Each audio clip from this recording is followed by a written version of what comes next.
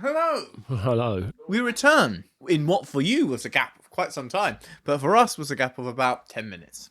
And we return refreshed back into the breach.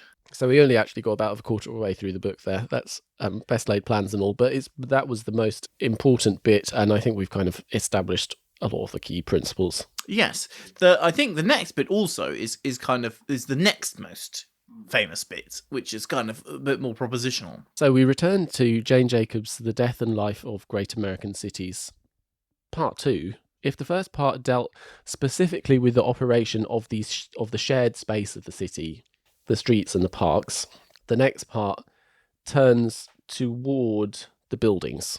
There's a kind of whole series of axioms that she's working with here. We talked about this one of intricate mutual support, but we could add to that one mixed primary uses. And really, her key thing in the city, as we've seen established in the description of the sidewalk, is that cities work through diversity of activities, basically, of things which people are doing at different times in ways which, in the round, are complementary and which add up to a kind of overall sort of greater than the sum of its partsness. She's now kind of interested in some of the rules that a city might adopt in order to kind of promote and safeguard this like nourishing and extremely wholesome diversity. Diversity for Jacobs is particularly the agglomeration of small things together. Yes.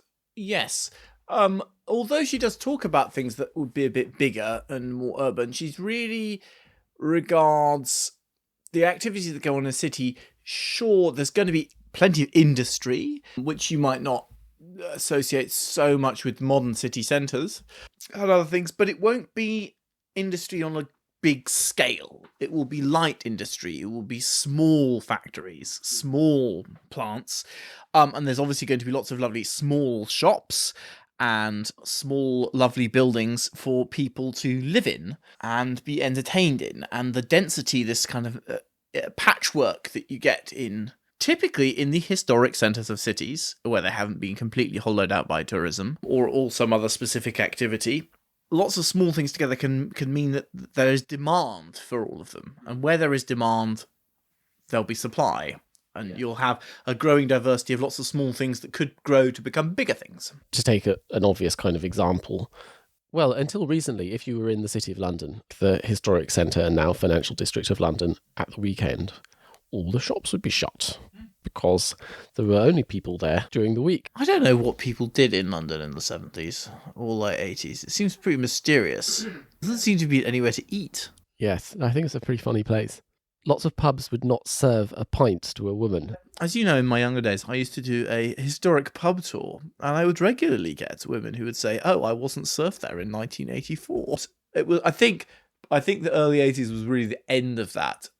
A number of the pubs in the city would still have women would be allowed in the saloon, but not in the bar. I think we've established that. We've kind of established how this idea of diversity works. But it's, if you can, the quality of shops that you're going to get if you have, I don't know, the like wholesale fish market and the garment district making clothes on a kind of daily schedule, and maybe also somewhere with night watchmen or the longshoremen and kind of porters unloading stuff from the ships who are on a strange timetable. All things that until the Second World War existed in the City of London. The Barbican, that area was rag trade. Billingsgate was the fish market. We forget how much more like that cities were. But the quality of shops you can have when you have this overlapping of people on all sorts of different clocks and calendars is much greater. And that with it brings all of the kind of benefits of the street as this sort of socially embedded infrastructure for security and mutual support. Something I think it's worth pointing out is you might say, well, so what, surely? But I genuinely think people at the time were thinking. I think people actually were doing this city planning where you do zoning. You know, like Sim City, where you like tile down some light brown and some light blue or whatever. I'm sure it's massively progressed since then. And you're going to have your light industry here and your retail area here and your high density residential there. At school, were you taught in geography like these urban planning things?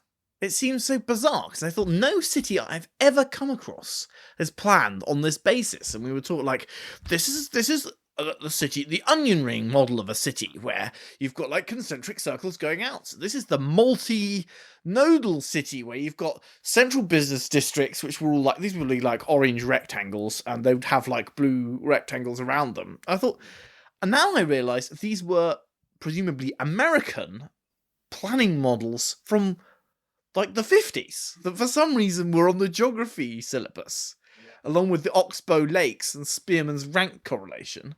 And so some people must have really believed that was a good thing and that was a way you made cities. Zoning over quite large areas is very much a fact of life in American cities. Here, use class at a building scale is much more of a thing, although it was applied over much larger areas. Part of the reason, if you go to smaller cities in England, for example, you tend to find that there's like a ring road, and then inside the ring road, there's this curious district where between sort of 5 or 6 when all the shops shut and like 7 or 8 when everyone goes out into the pubs, there's like a kind of witching hour where the whole place is completely empty. And that's because actually the residential use was systematically suppressed for a certain time during, like in the 60s or whatever. Yeah, which kind of explains why like loads of the centre of London there's like nothing going on because they're too small to be like viable offices. I think it's a tragedy.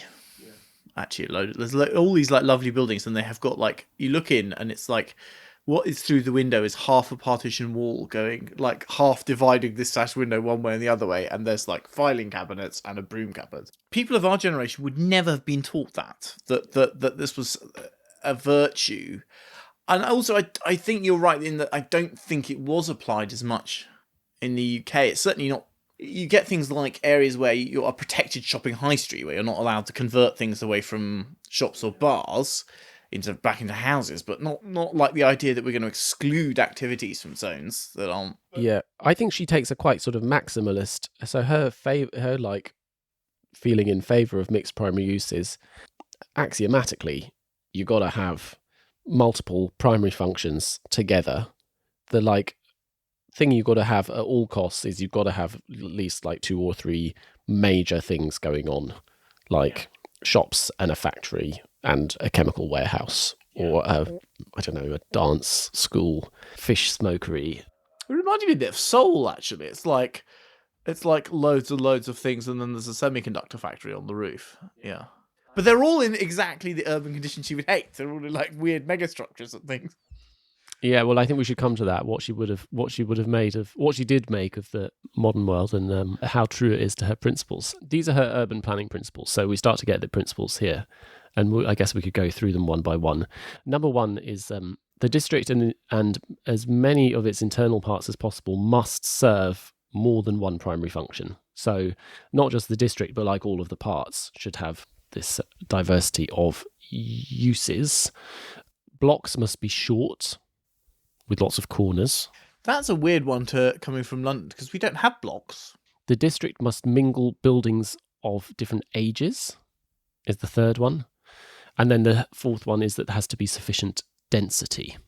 So I guess we should go through those 4, because these are the kind of constructive principles of what she thinks. If these things are going wrong, the city is going to wither and die. And if they're present, it's got a jolly good chance of, particularly if there's already a start of something good, it can expand and grow on that basis.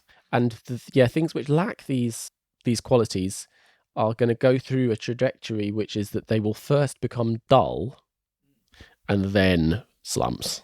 Poverty and dereliction always starts off with being boring.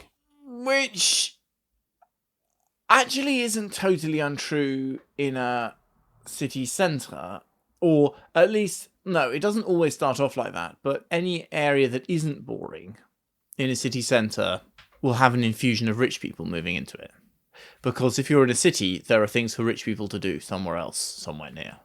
There are a couple of different things going on here, because this really has 2 parts. The first one is really about this kind of mixing of primary uses, and she's really pushing back hard against functional zoning as a principle, and talking about the loss caused by for example, the progressive kind of mono-classing of the bottom bit of Manhattan as a financial and business district, for example. She talks about the extinction of a little Armenian neighborhood, which was torn down, I think, for some kind of transport project.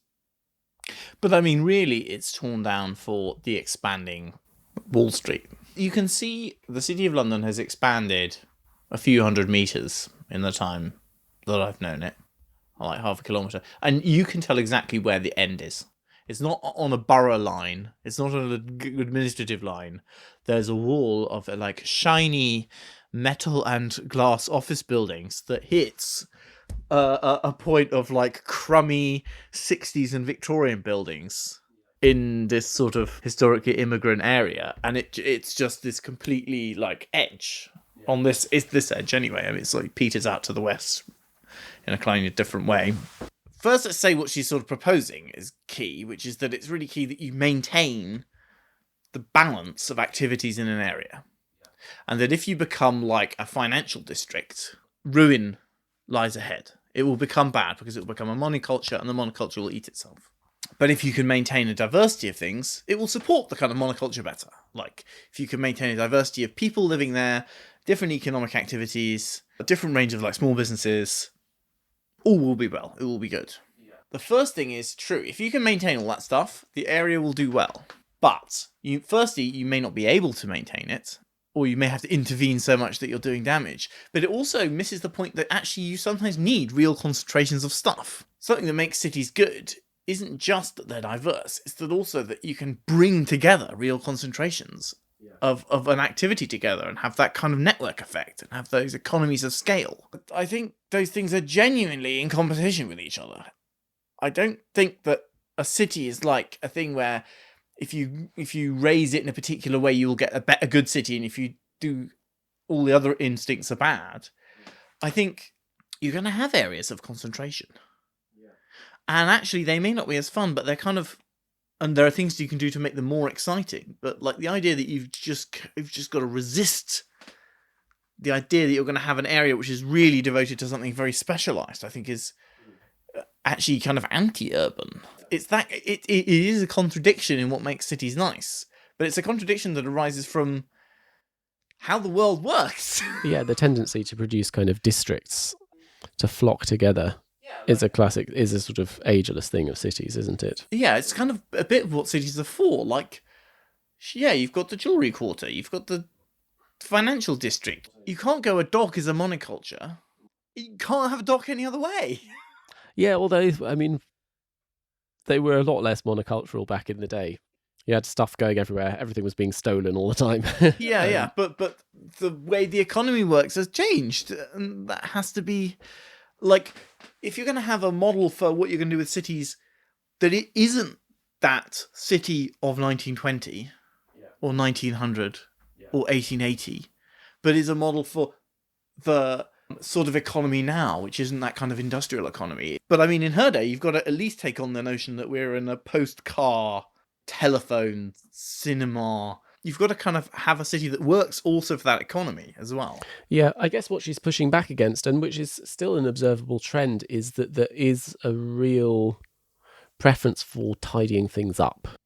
And this is a big problem. But it is not a new one. I mean, like you go to European cities, some have been ruled by dictators and they've got lots of big, wide, straight roads. Some have had less of that and they're more higgledy-piggledy because they haven't been subject, Paris was demolished. I mean, not all of it, but 2/3 of the centre. But one of the axes around that which that tidying up can happen is often about, like, this thing doesn't really belong here and we could use that to expand the insurance industry a little bit or whatever. Like, and often you find, close to one of the places I teach at, there's that it's often a way for someone to make some money, in my experience. There's that huge district by Christchurch Spitalfields of all those Huguenot weaving houses, which came very close to being demolished because they sort of were neither one thing nor the other. No one really knew what to do with them, and they were next to the city. And there were lots of schemes drawn up for like knocking them all down and building something a bit like the Bishopsgate. But I mean, they have ended up being a weird, like, non-integrated thing. I mean, I think it's great they're preserved, but it's not. But preserving them hasn't preserved a diverse neighborhood. It's just preserved a more diverse architectural landscape. Like the diverse neighborhood happens beyond that. Well, I guess they are a component of the diverse neighborhood because they're a particular type of strange thing. Yes, The streets are a bit dead. they're not very inhabited because they're sure so if expensive. Not sure anyone's there anymore. But there is an instinct to sort of get rid of things which seem like a bit of an anachronism or a bit of a relic of some other age of a particular area. And I think she's right that everyone misses them.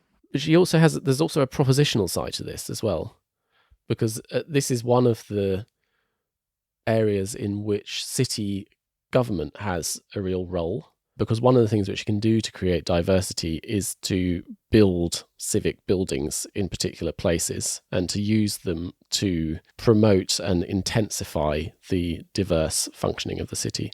And one of the analogies is the chessman, that you kind of have a finite number of chess pieces and that your kind of civic buildings are.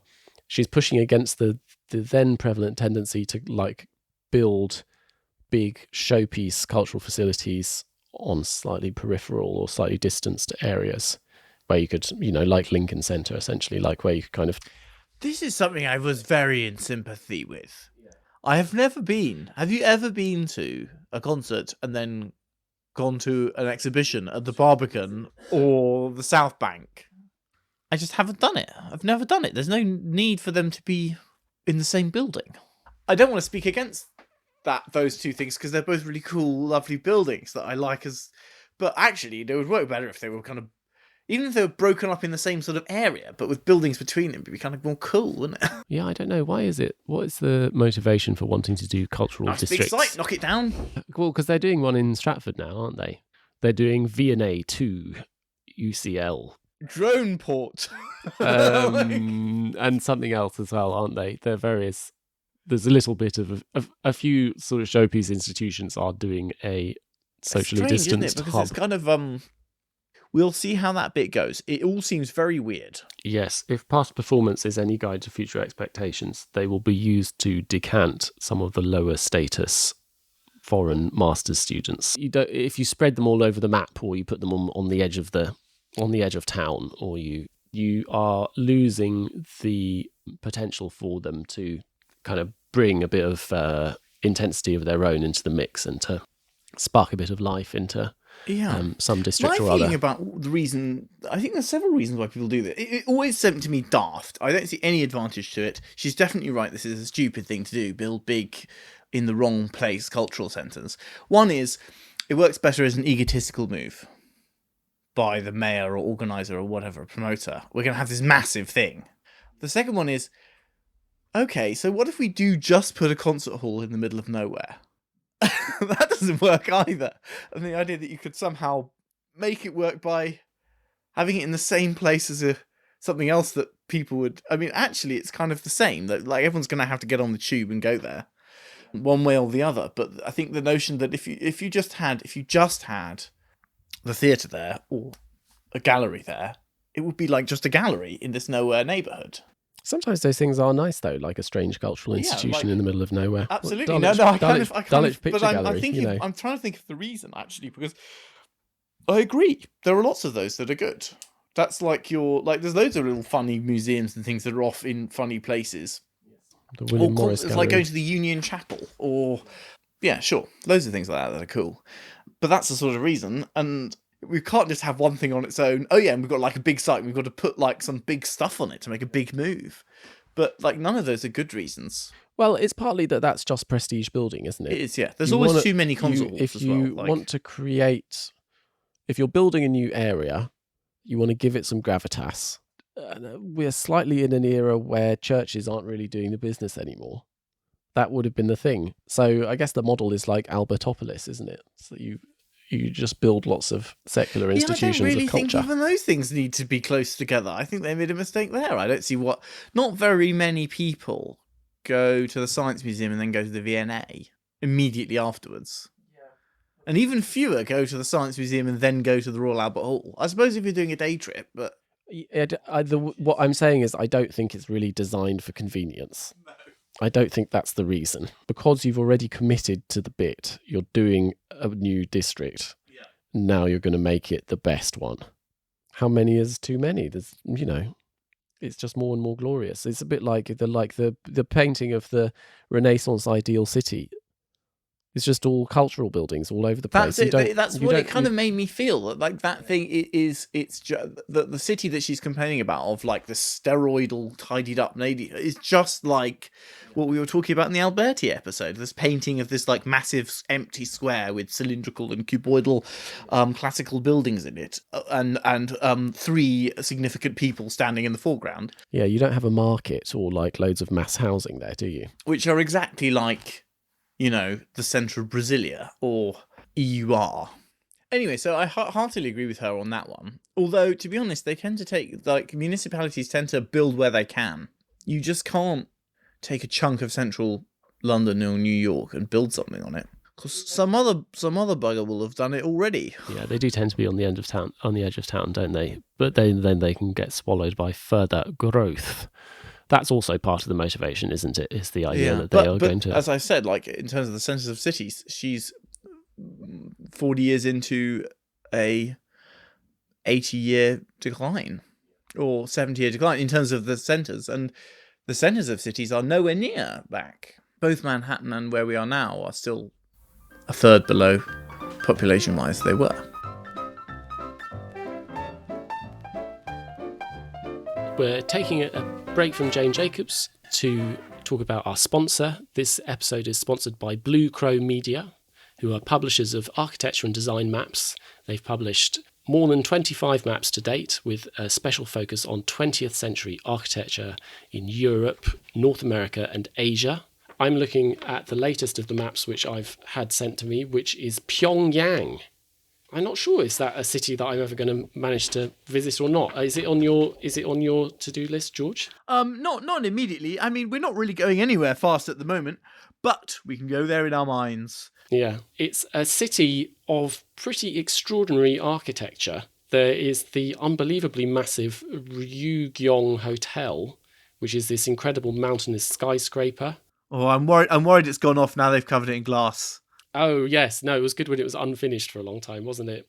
But it is a city with a really unmistakable sort of colour palette and incredibly strong sort of graphic style to the architecture, in a kind of curious and ironic way, sort of Instagrammy, in a way which is a little bit different, sort of strange for the only place that's not really part of 21st century late capitalism.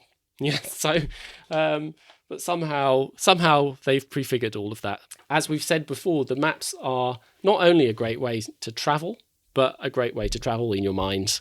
Who knows, maybe one day I will make it to Pyongyang, but it's lovely to flick through and look at the buildings, even if I don't. You can get all of Blue Crow's maps at their website, which is bluecrowmedia, all one word, .com. And if you buy, do yourself a favour and use the offer code ABOUTBUILDINGS, all one word, at checkout for 10% off. They make a really great gift for Christmas. For if there's anyone in your life, that person might be you, who enjoys architecture, buildings, cities, they make a very thoughtful sort of gift. Thanks a lot to Blue Crow, and we'll be heading back to Jane Jacobs in just a moment.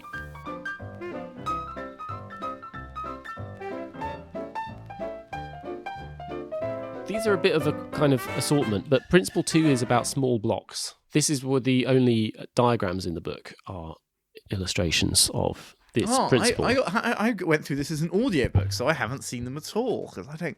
So basically this is the idea that if you have these kind of very long blocks, they create a more regimented sort of circulatory behaviour.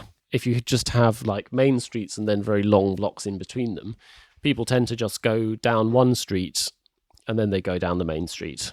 And if you have lots of crossways between them, people tend to circulate more sort of organically between all of the different...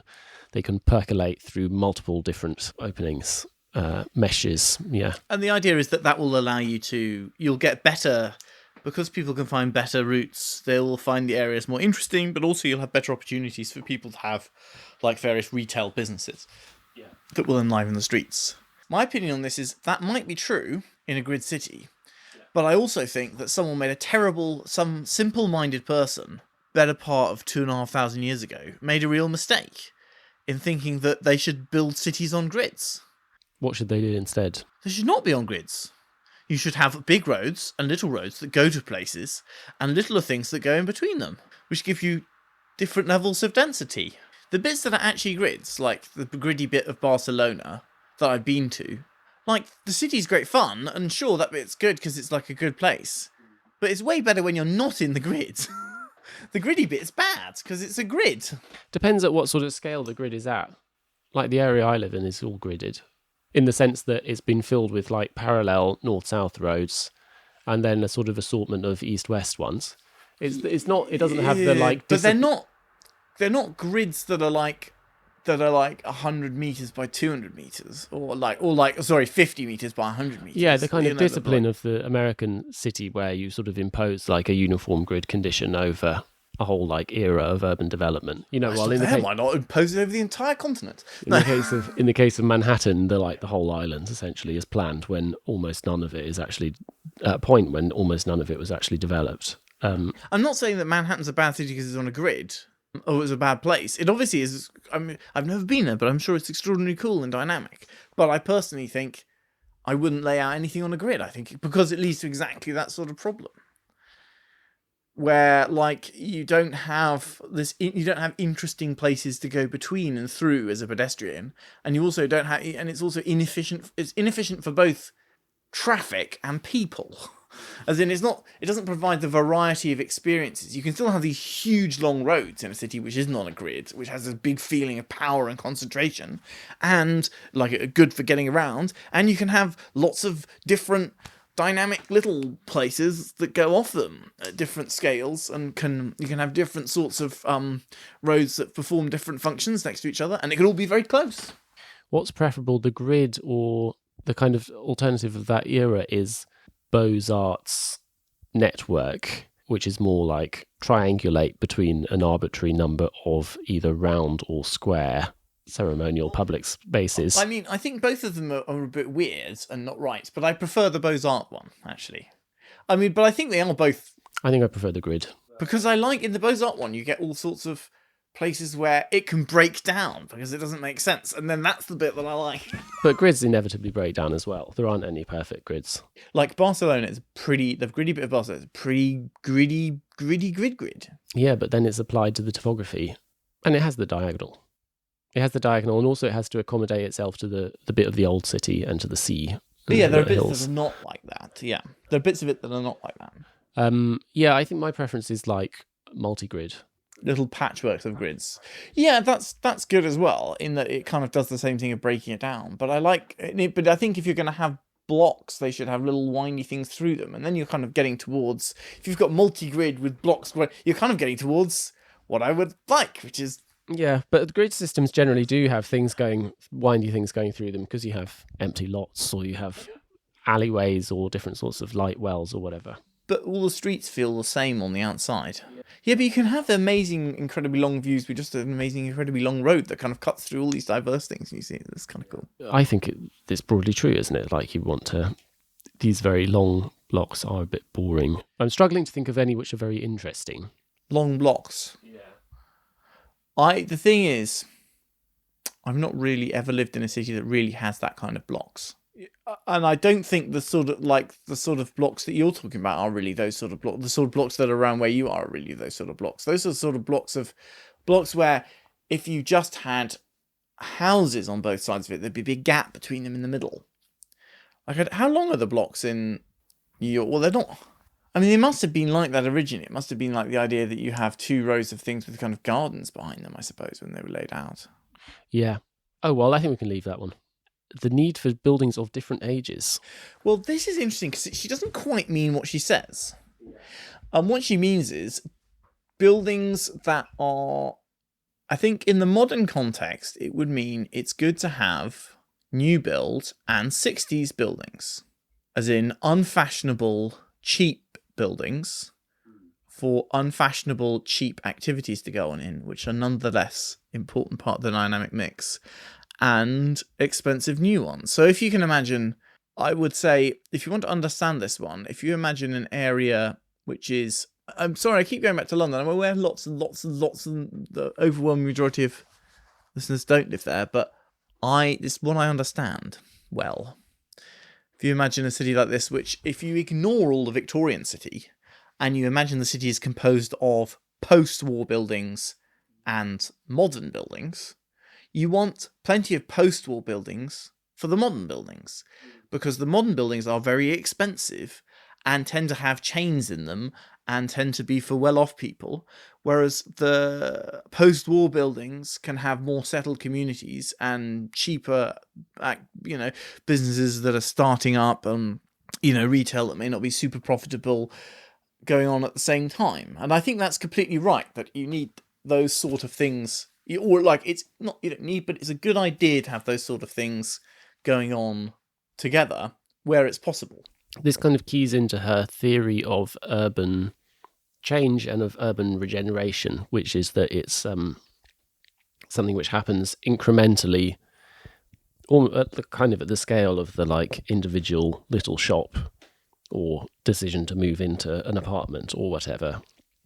All of these tiny little moments, all of these little decisions are what incrementally change, which they're the kind of life and development of places, of streets.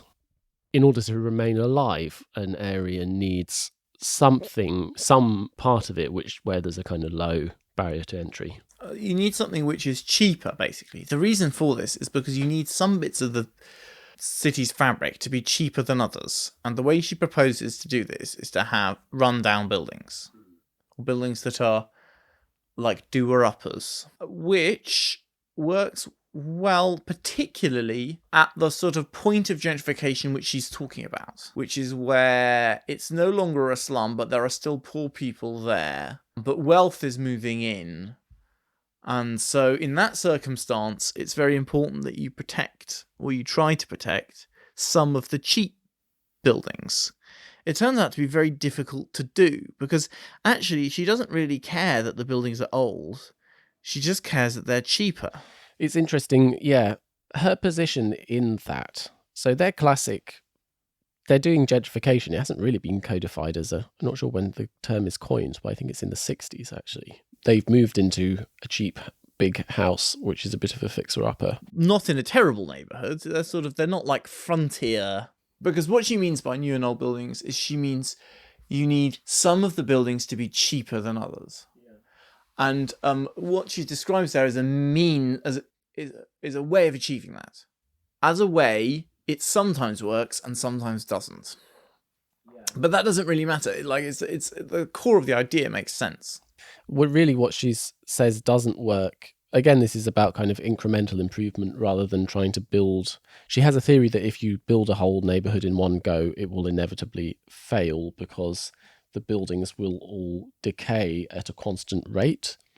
And so they will, rather than having this mixture of different sorts of businesses in these different kinds of ranges, everything will just sort of go downhill at the same rate and the whole neighbourhood will kind of crash at the same point. And I think that may be something that has occurred, the process that she's talking about, but it's definitely not the norm.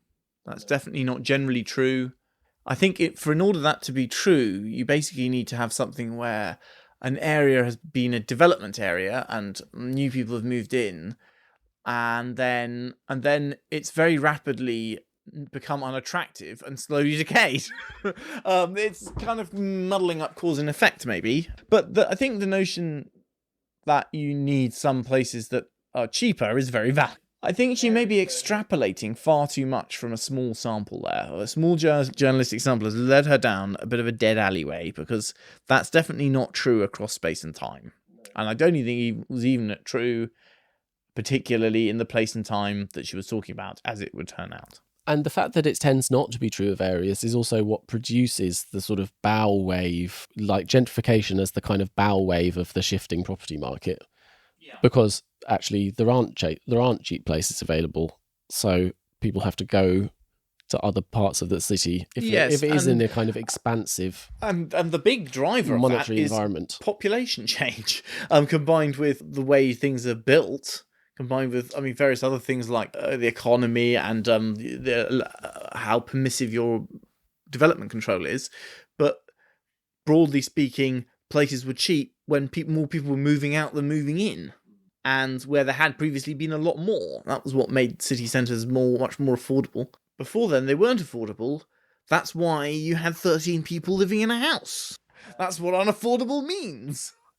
I feel like we should sort of mix up the order and just sort of talk across some of these things, because I feel like this idea connects very strongly to her theory to this sort of subsequent bit in the book about how slums regenerate themselves.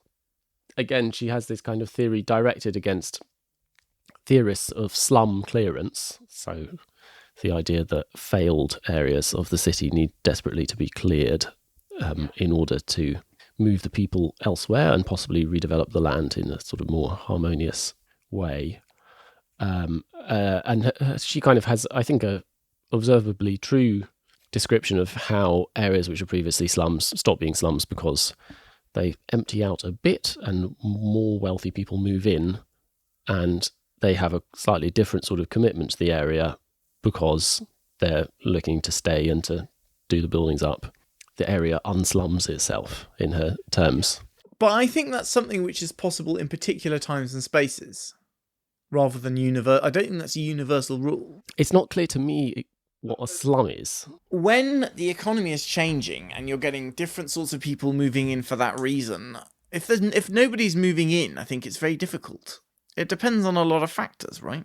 There ultimately has to be some money.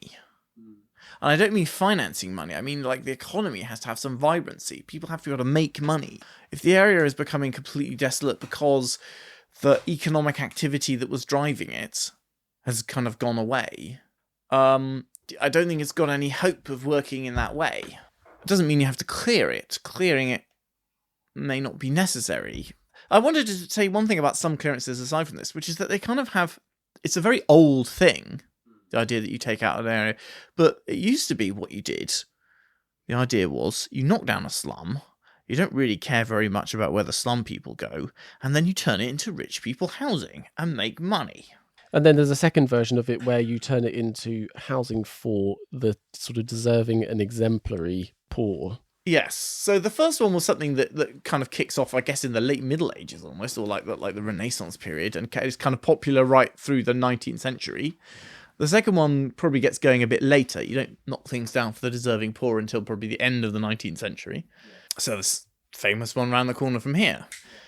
And then I guess the post-war developments is kind of an evolution out of that, right? It's the idea that we're going to take a really problem bit of terrible quality housing, and they often were terrible, like something it's easy to forget. I don't know how true this was of other places, but here, there is no housing left that is of the poor quality that was the first stuff to get demolished. Yeah, As in, the proper back-to-backs and aren't things. any, like, shack back-to-backs. Like, that doesn't exist. They've all gone because they were so bad. And there isn't much of the, like, real crummy infill. There's a surprising number of, like, basically wooden sheds that existed before as well as kind of funny little bits of infill, and all of that stuff went. We, instead of clearing out these spots of, like, really, really grotty bits, we can apply it more broadly and just clear areas and build, which feels more like Houseman. Yes, I mean, some of what got cleared maybe was at the bottom of the pile, but also I think some was just what they got to. Yeah. Like the house that I lived in as a child in Hackney, I think the reason why it wasn't knocked down is because they started at the other end of the street and they kind of ran out of political impetus at some point in the 70s. And if they'd started at the other end, they would have knocked that one down. It's not any other reason than that, really. And those houses now are probably worth like £2 million or something. Yeah, but to be fair, also the flats that they're building are also probably worth an exorbitant amount of money. Not £2 million, but like there's more of them in a smaller amount of space. So, you know. The thing is, so she sort of idealizes private industry, doesn't she? She views the world in terms of sort of laissez-faire, and her heroes are the shopkeepers, the house doer-uppers, the kind of unslummers who go out, they acquire property, they fill it with attractive antiques. She doesn't really think that the state should build anything other than cultural institutions, I get the feeling. Yes, essentially. Which is an interesting place to put the edge of the state. The state started building prestige culture at the same time as the state started building housing estates, council housing. The state didn't build the British Museum. The state didn't build the Opera House. The state didn't build the Met in New York. It didn't build any of those things. It started building things at the same time it started building everything else. Basically, when it got all this power, which was through the war. I don't think the state could have done all this stuff before then. I don't think it was powerful enough. I mean, the same in Britain. I don't think the state wasn't really powerful enough before the First World War and then the Second World War to do any of this stuff. It had the power to knock things down. And it could raise money from various things. I mean, all of Albertopolis is built with sort of money from the Great Exhibition, isn't it? Or that's certainly the sort of seed of it, and then a certain amount of raising money, yes. But it wasn't state-financed in that way. No, it kind of coordinated. Sure, yes. But I would say royal, that's a royal project, that is. That wasn't Parliament. That wouldn't have happened without... I mean, the monarchy is a bit of a sui generis. Oh, gentrification. Yeah. So, I mean, hovering in the background of all of this, and I think this is one of the reasons why the shine has come off the, legend of St. Jane in recent years a little bit, is that she does have a bit of a blind spot around this sort of observed problem in the contemporary city, which is that it gets more and more expensive and more of the kind of displacement that she was identifying as caused by the state in her polemic is increasingly caused by the market conditions of the kind of contemporary property market in cities all over the world. But it's not that she's entirely blind to that. She sort of does have the idea that there are various things that can kill an area, and one of them is becoming too specialised. And one of the ways you can become too specialised is you can become too nice a place to live. People move in, and they price everyone else out. She does say that. I think some of the criticism of her not understanding of this is not really fair. I think it's more a criticism of her followers, which is often something that happens to people. It's quite a long time ago, this now. 60 years ago this came out. I'm not sure whether you could blame her for this, but she's living through a very particular moment in the history of the city. Yeah, that's it. It's this point when people are still leaving, but people have now started coming in as well. At the beginning, people are just leaving the city centre. And that happens for 20 years or whatever. And then you sort of start to get this other wave of people moving back in. And eventually it levels off because the number of people leaving are met by the number of people moving in. But that takes a lot longer. But she's at the point where there are rich people moving into these areas, only at a low level, and there are more poor people moving out of them. Probably the people who are moving out are not the bottom of the stack, but they're, One of the things she says about unslumming is, in her version, it happens because people make a commitment to live in the area, to stay in the area, and to make it better. Or rather, it gets made better because they commit to staying in the area. But in the process of unslumming, they tend to depopulate a bit. That they become less crowded because they become less of a dumping ground of people moving in and then moving out very fast. Actually, where are the people going? And the answer is that this form of life is possible because the overcrowding is abating, because those people are going to live somewhere else. They're going to live in the suburbs, or they're going to live in the projects. They're going in two directions. Some of them are going into the suburbs, and some of them are going to the new worse area. Yeah, some of them are going to housing projects. Some of them are going into. Yeah. You get this twin process that some people are priced out and some people leave. I never really know what to think about the whole kind of discussion around gentrification, because I have a sort of personal relationship to it, in the sense that my parents were definitely gentrifiers when they moved into Hackney in the 1970s. And in that sense, I've been engaged in a project of gentrification essentially since I was a fetus. But it's worth saying that it's not like it's a new phenomenon that people move into cities and people move out of cities. That's been going on since the Middle Ages. I know. And there is also, I find the discourse around it sort of slightly annoying, because I'm not quite sure I understand the basis on which the city is divided into people who have a kind of authentic right to it and people who are exerting some kind of economic terrorism on it through wanting to have a place to live. It sort of doesn't really, I don't quite understand how the morality around something like that is constructed. But at the same time, it's a very sort of... Something else that's always perpetually true is areas do not maintain the same character. That's also true. Which is like, people are like worrying about the lost city that was, but I don't think anywhere in a city ever keeps the same character. No. For decades and decades at a time. I just don't for all that, there is a recognizable sort of ambivalence or sort of guilt complex, which I think you can read even in the 1960s, that you can read it in. And what we just said, growing up in a place that at the same time is ceasing to exist and that you cannot stay in, is somewhat traumatic. The point is that there is a sort of gentrification like guilt complex where you're sort of simultaneously doing it and sort of also resenting other people for doing it, which is very visible in this book. That she talks about, she's always talking about the people who are moving into the high rent apartment building and how much she like resents them. I feel like part of the complex is that it's a bit like, yes, I'm moving into this area, I'm changing its character in this way, but I'm not like all of the other people who are also doing it, but doing it in the wrong way. It's like a classic. This is the absolutely classic kind of pathology. Her good way of doing it is buying up someone's old flat, whereas the bad way of doing it is like moving into a purpose-built building. Moving into a new block of flats, yeah.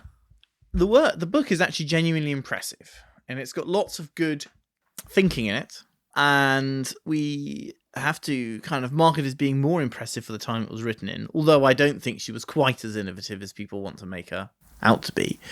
But it has a few weaknesses, one of which is the sort of evidence that she likes to use, and one of which is that she can't see anyone else's point of view.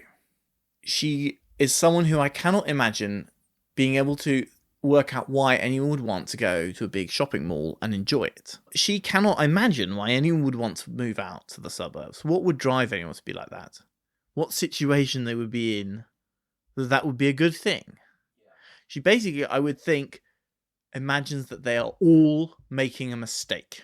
Sick in the head. There's something wrong. There's something wrong with them that causes them to do that. That the sort of things that she likes aren't the best things, both in the sense of this is the best slice of cake, and the most morally right as well, somehow. The other things are somehow destroying the vital essence of society and human progress. I think you should see moving to the suburbs as part of a sort of dampening of the life force of society and a literal impediment to social and human progress, all of which is wrong. Like, people moving to the suburbs did not, I think, inhibit human progress. It may have inhibited some things and created others, but like, it's a completely ridiculous idea. Now, she doesn't articulate that, but it's definitely in the background that like what she's doing is at the core and everything else is peripheral. And it kind of boils all the way down to that specific point of the ideal life is almost exactly the life. It's the life that both she is living and that the people who were there before her are living. And she's describing a good recipe for maintaining an ideal particular sort of inner city life that is very desirable. The mechanisms, I think, for it that she proposes wouldn't all work. I don't think she could be, but it's something that's extraordinarily difficult to understand. But it also ignores the fact that other things are good too. Raina Bannon's also right. Rem Koolhaas is also right. You can have multiple things going on in the world. I mean, even Korb is right, in a way. Yeah, more right about some things than others, but so I think a dimension of her kind of tunnel vision, well, her kind of urbanophilia, like her tendency to see everything through the prism of like the city as the highest form of certain everything. Sorts of city bits as well. Yeah, the great city, like the big city. I don't think she likes the swanky like businessman in his suit going up the big building. But so, I mean, the last principle of all this stuff is density. And she has both quite prosaic ideas about there's a particular kind of density of inhabitation that you need to have in the city to make it really successful. But there are also, she'll also say that you need a certain, essentially like economic prosperity just scales as a kind of square of density. The more density you have, the more businesses you have, the more economic prosperity you have, and that the densest areas are disproportionately more prosperous than the less dense areas.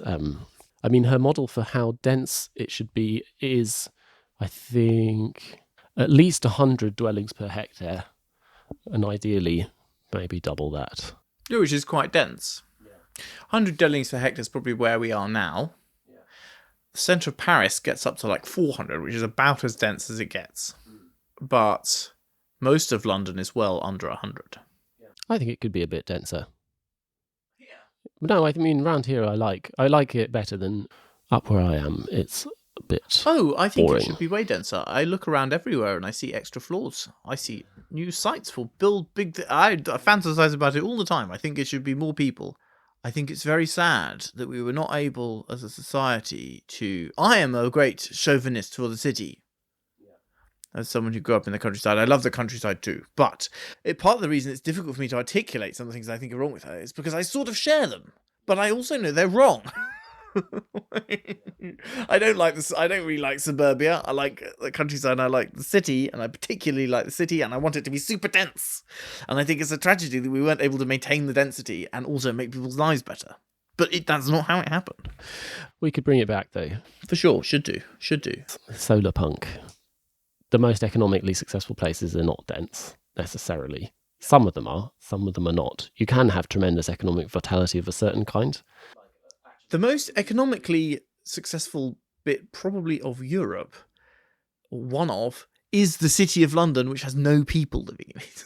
But which can only really be successful because of everything else being everything else going on. But that's true of every bit of the other city. Other models of density are like the Po Valley or the Ruhr or whatever. Like there are particular sort of very economically functional sort of low density cities as well, which kind of necessarily have to work like that because that's the sort of... Cycle along to the Lamborghini factory. But I think we should kind of sketch the second half of the book because we kind of dipped into it in various ways. She has ideas of what destroy the diversity of the city. There are what we talked about, these things she calls border vacuums, which are like big parks or railways, big housing projects, like anything which create a kind of inactive edge to the urban kind of fabric. I think the examples you give is parks, large parks, university campuses, big roads and railways, and water, being on the edge of the sea. Some of those we've demonstrated, some of those that subsequently come out are not impediments of their own. It's really if there's an impediment associated with it. A park is an impediment if it's so horrible that you are terrified to go in it. Water is an impediment if you can't get down to it. Like, a canal's not a nice place to live on if, like it used to be a long time ago, one, it was covered in foam, chemical foam, and two, the whole thing was boarded off and you couldn't actually see it. But big roads... She says university campuses, but I think they have different... The way that urban universities work in America may be different. Big roads are definitely like that. If you drive a big road through somewhere, it really can nobble an area's communications. Yeah, they're horrible to go across. It makes crossing it all becomes... You're very sort of disincentivized to go across it because it's such a horrible experience. Also, just... bad for you, fill you with NOx and PM10 and all kinds of unwholesome additives. I think it turns out that some of the things that are blocks, it's very easy to get around. I mean, there are big roads in cities that are kind of fine. Not in my experience in European cities, but in some Asian ones, you get these, like, the roads are just really high. Yeah, on sticks. And even then, will probably be a discouragement to sort of living in a flat right by them. Yes, I mean, it makes for quite an exciting Airbnb, but you wouldn't want to be there. Yeah. You wouldn't want that to be your full-time one room. Then she also, as we said, sort of talks about how flows of money or things becoming too popular can also make them monocultural and kind of boring. So she has a series of proposed remedies to things which at the time were identified as big problems for the city. And those were, well, really two big ones, which are housing, sort of housing crisis, how to house the poor, people who can't afford to be in the city, and cars, how to deal with the intrusion of the car into the historic core, or just the city generally, the city as something which was not really designed with the car in mind. She is against the big kind of New Deal and post-war housing projects, these big estates, against which she has like a massive prejudice. And I don't think that she is either looking for or interested in listening to any kind of evidence that contradicts any of her sort of suppositions that these are places where people are miserable, no one knows their neighbours. Which has led to the irony, of course, that exactly the things that now the intrusion is against the things that she was against. Yeah, well, yeah. I mean, absolutely. You can completely use her own words against her. The same, I mean, exactly the same mindset which used to go to all of these thriving streets of sort of 19th century tenements and dismiss them as slums without a second glance is now directed towards all of the housing projects of the post-war. Anyone would think all of those terrace houses in the UK were all built at once by massive developers.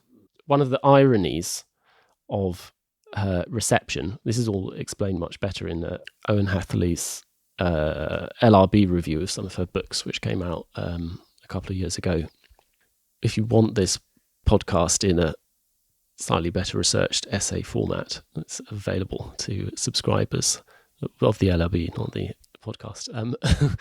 But the kind of irony that ideology or the sort of principles of like Jane Jacobs' urbanism are now directed against precisely the sorts of marginalized communities that she was originally seeking to protect. Yeah, is to some extent, sort of historic arc. I mean, but in a way that she was part of a movement that was arguing against, and her ideas are being incorporated in a movement against sort of modernist redevelopment, but which now actually is used in favour of destruction of modernist estates and replacing with other estates. Their replacement with the sort of weird privatised like ersatz of, well, I don't know what it's meant to be like. It's just like GDV max development with bricks on the outside to look traditional. Which no doubt will become old buildings eventually.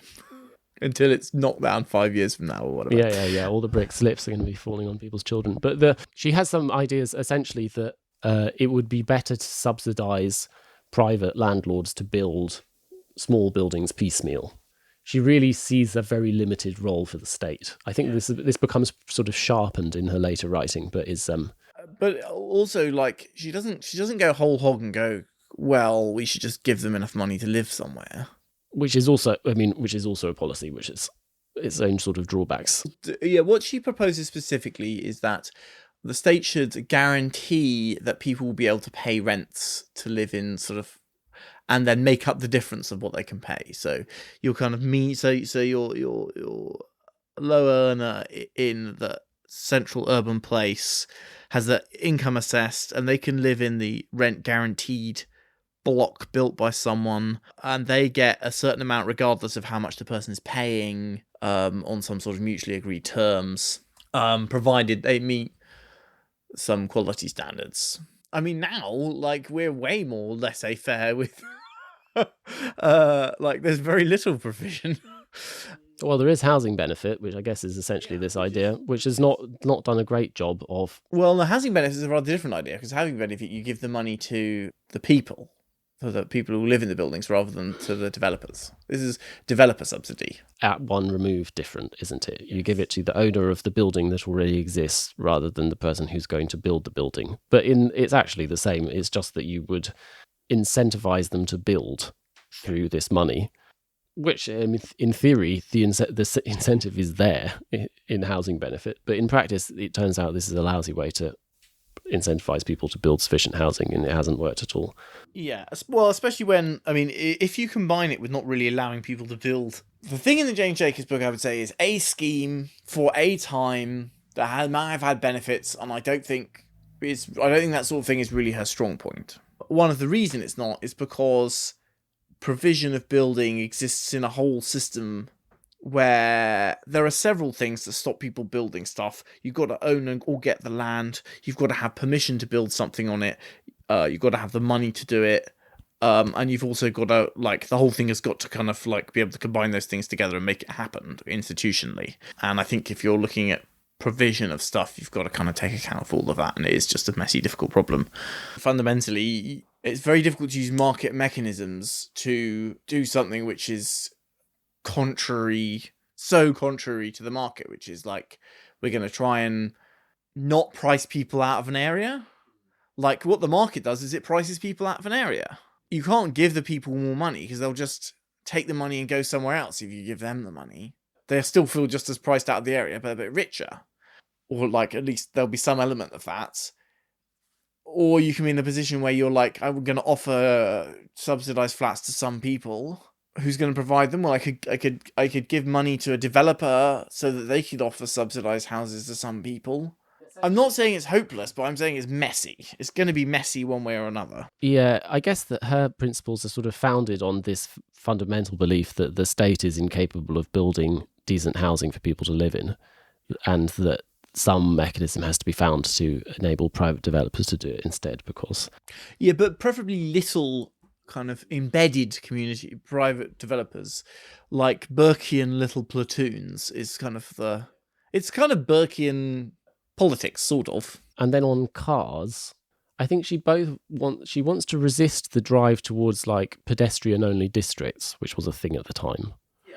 I think this is also like sort of reasonably prescient. Like, she says that essentially there's a kind of war of attrition against cars, and that we have to make the city progressively more hostile to them if we want to have fewer of them around. A thing which a lot of people took a long time to get their heads around. The idea that if you provide more road, people fill it with more cars. Yeah. And that if you want to push back against that, you have to just constrain the provision of road space until... There's two things you can do, push back against that. One of which is make it easier to not have a car, and the other one is make it harder to use a car. Which you do by... But in practice, actually, the process, the thing of making it easier to not have a car, you're still asking people to make the choice about whether it's easier to use the car or to not use the car. Yeah. And it's almost always easier to use the car. The circumstances under which people are not like... You have to make it harder. If you can use it, people will almost always use it. They will almost always, like the leader of the Labour Party, drive half a mile to pick up their dry cleaning because it's like saves 5 minutes. If it's extremely difficult to get to work in any way other than a car, people will go through great mountains of traffic to get there. Yeah, well, if it's impossible to do it any other way, then they'll do it that way. But actually getting them out of them requires making it quite a lot worse. Yeah, both things. But if you do just one, you won't succeed. You can make the traffic jam in LA really massive and people will still do it because there's no other way to get to work. Yeah, I guess you can push it quite far. Traditionally, people have tried to just make the alternatives better, and the people don't take them because driving is really convenient. Traditionally, like, better alternatives is the solution that's offered because it's the one that sounds nice and it seems not to piss anyone off. I mean, in general, rereading this, I was expecting more of it to be more out of date, but actually very significant parts of it are bang in the middle of the road of where thinking is on these issues at the moment. As you would expect for something that's that old, she's got like slightly curious takes on various, sort of some slightly strange suggestions of exactly how you do things without cars and like how you can arrange. But the broad idea is right, yeah. Which is that if you don't want there to be lots of cars, you need to discourage their use. And that might be worth doing in some places. And city centres is one, because you can't really have that sort of city centre with cars. You'd have to reduce the population so much. To not have any cars. Yeah, well, you need them for delivering things, don't you? No, but if everyone's going to have a car, it is actually impossible to have the sort of city she's envisaging where everyone has a car. Yeah. Because the amount of area that is given to cars means that the city density, it is impossible to achieve that density. Yes, well, in practice, this is what happened, isn't it? If you've got 200 dwellings a hectare, and each dwelling has got 3 people in it, and like 1.5 cars, that means you have 300 cars per hectare. A hectare is 100 by 100 metres. So you've got to give about a third of it to cars. You've got to give quite a lot of it just to the cars being there. Yeah, well, in practice, the attrition between the car and the city panned out slightly differently in a lot of cities where, I mean, actually, demolition for surface parking was one of the main causes of the loss of a kind of historic centre of smaller cities. Yeah. In London, it was fine because there were lots of bomb sites everywhere that were all turned into car parks for a long time. And then some of them were done into multi-stories. But for a long time, grandparents would say it was great after the war. You could park anywhere. There was really no problem of parking in London after the war. Yes. Boomers and cars. Actually, remarkably, there were so many car parking spaces, some of them were turned into parks. Well, I think we're basically at the end. I mean, she has a bit at the end where she wants to talk about ways of thinking about cities and really pushing back against all kind of theories of cities, analogize them in some ways, necessarily. She particularly wants to talk about them as being complex. Yes. And she does talk a bit about kind of complexity. I would say what she does, the first thing she does is she takes down various different models for the city. Yeah. Some of which she takes down the model of the city as an artwork, the city as this hydrostatic computer. I mean, she doesn't say that, but that sort of model. And then she also takes down the kind of scientific planning model, saying that it doesn't understand. It's a science which is insufficient, has an insufficient understanding of complexity, or of the operation of different sorts of complexity. And for a moment, I was kind of excited. Are we going to have like her doing like an early Christopher Alexander, where she's going to be like, what we need to do is have a better scientific model of this, and then we can finally pursue things scientifically. But I think she sort of leaves that open as a possibility, but doesn't really commit to it. No, she does at one point start essentially talking about cybernetics in this weird bit. Well, she essentially she conceives of many of the things which go wrong in the city as being products of like negative feedback, kind of negative feedback loops, which she does, talking about them in computer terms. Actually, she first describes it as the biological metaphor, where she says certain types of cells, it turns out, are regulated by, they produce a thing, and then the product of the production inhibits further production. That's something that happens in various biological cells. And she says cities don't do that very well. And she posits that it's perhaps the job of a planner to try and make sure that there are these negative feedback loops that prevent the over-exuberant growth in one area crowding out other things. In actual fact, I think the metaphor is very interesting. And as you say, is sort of, I think it was something that was in the air, approach to cybernetics. But I think actually the desire is it is almost, you can attempt to damp things down, but the idea that like you can't really stop big changes in areas, because that kind of is what the city growing is. Yeah. You could hope to guide them, but I think the idea that you could, an example she uses earlier on is this area is becoming too much of a restaurant area. People are going to eat there too much. We should reduce the amount of restaurants. And try and encourage other activities. I just don't think that's how the financial district's becoming too successful and too big. Well, she talks about banks. She says, it's a big problem if you end up with banks on all four corners of the crossroads. Yeah. You got to dissuade one of the banks, and put it somewhere else. Most of the things, I think we're right. That's wrong. This is just not a good way of understanding cities. I don't think you can redo that. I think you could. It would be a strange sort of form of government. You end up in a position you're in Ireland where you have to buy a license to open a pub. You have to buy a license to open a pub. Licensing in Ireland is there's a set number of different categories of pubs. Like it's like a taxi license, but like the American system where you just buy one of someone else for lots of money. Ha ha ha, until Uber comes along or whatever. Whereas here you just have to be approved by the police. Here you have to be approved by the police, having studied an extremely arcane set of rules and memorised a number of route maps, including where all of the Metropolitan Police memorials are in London. Oh no, I meant to open a pub. Oh, you open a pub? You have to be approved. You have to be approved by the police and various other slightly strange things. And it can be withdrawn at any time. Yeah. I don't think she's thought it through, because she's so laissez-faire in everything else. She really thought through that we're not going to have 3 banks on this street. But I also don't think that if you stop one of the banks going there, it would really have the effect that she's looking for. In practice, I have never seen people's involvement in the processes of like planning and development control at a community level. I've seen very few examples of it going well. Like, I think people's involvement in planning in a positive sense of, we've got some money, what shall we spend it on? let's work together and work that out, I think can be very constructive.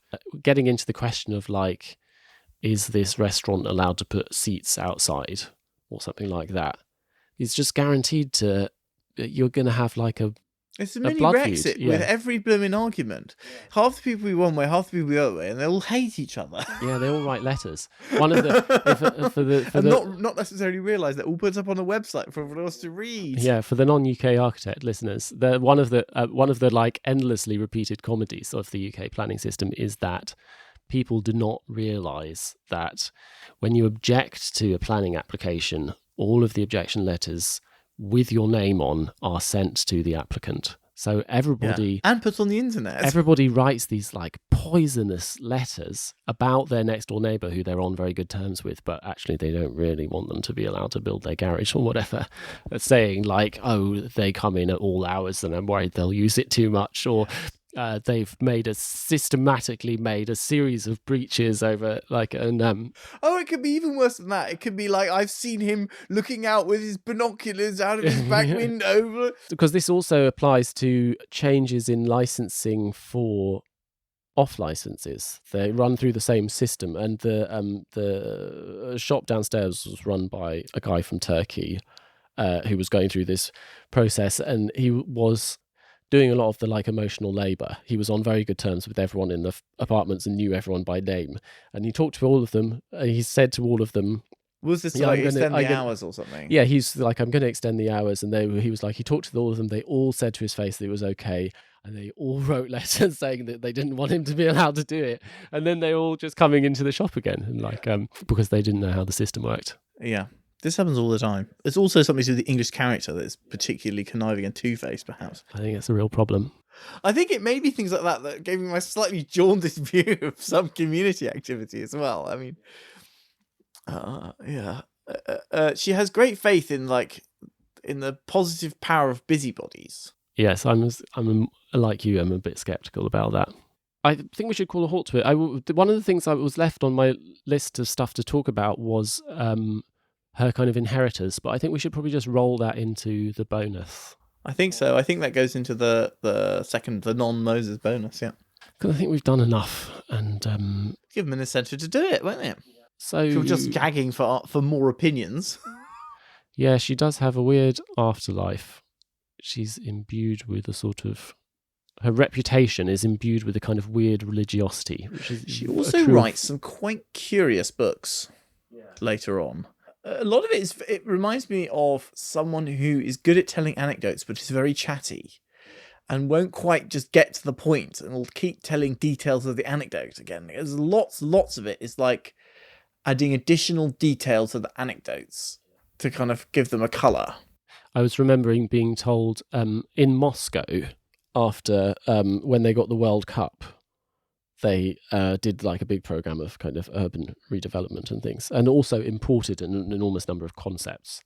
The term, I think, like urban space or something, was like a neologism. I was talking to my friend Anna Burlakova, who's a architect there, and she was saying, yeah, I think that Jane Jacobs is a kind of religion for also in Moscow. It's I think part of the reason for that is that she expounds a sort of paradise. She uses these stories to talk about this place that is so lovely. It's so lovely. Every shopkeeper is interesting and introducing all the lovelorn people to each other. But just at the right distance, tastefully, like a wonderfully talented waiter on the sort of level of the city. Every crime and ill spirits are demolished.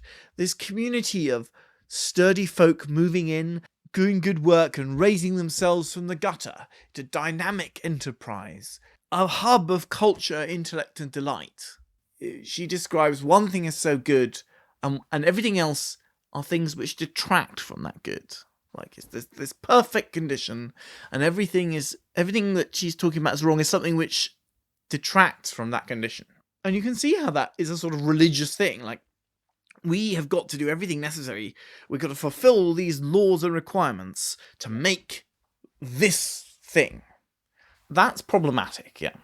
Yes, it starts off as a description of an overlooked reality, but it becomes something much more canonical and peculiarly ahistorical as well. What she's describing is most true to exactly her time and place, and does apply more broadly.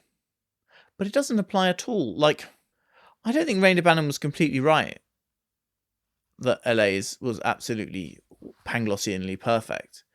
But there were reasons people really liked that, and that was dynamic. And she has not a good word to say about it, or about that whole world view. I mean, what she has to say is that an awful lot of violations taking place there because of the absence of eyes on the it's street. full of rape and perverts, basically. Rape, perverts, and traffic jams is basically how she would describe LA. And yet, we're hypocrites, because I'm certainly a hypocrite. Look where I live. Look at the lifestyle I've attempted to sort of subscribe to. Chisel out for yourself. Yes, eyes on the street. Eyes on the street. Well, it was a good read. Worth looking at. And I will enjoy delving more into the other stuff for the bonus. That'll be fun. All right. Well, thanks for being with us as always. Remember, you can get even more of this kind of content by signing up to the Patreon at patreon.com/about_buildings. There's a link in the show notes. The socials, the supporting material, whatever it turns out to be, will be on Instagram and Twitter at about_buildings. The show's edited by Matthew Lloyd Roberts. And that's the end. Good night. Good night. Yeah.